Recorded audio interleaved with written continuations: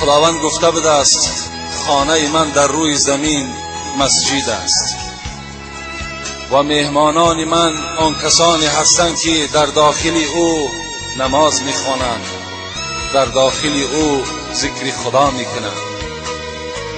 فطوبى لعبد تطهر في بیته ثم جاءنی الزائره. خدا میگوید خوش به حال آن بنده ای که در خانه در بهترین صورت طهارت میکند و مسجد حاضر میشود. خدا میگه فطوبى لعبد، خوش به حالش که اگر این اعمال او بنده چکار میکند انجام میدهد، بعد از آن زیارت من میآید. فحق علی المزور ان یکرم زائره. بندگان من، وقتی شما در خاندان مهمان داشته باشید خدا میگه آیا شما مهمانتان اکرام نمیکنید؟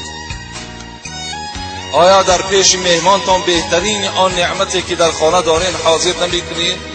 البته میکنید.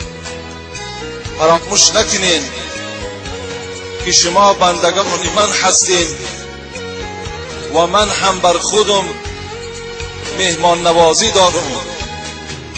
مهمان نوازی من بستانسرای جنت و نعمت جنت است که فقط من در شما سبب شده است که بر پیش من آمده نمیتونین و ایرا چنگال مرد در شما زد.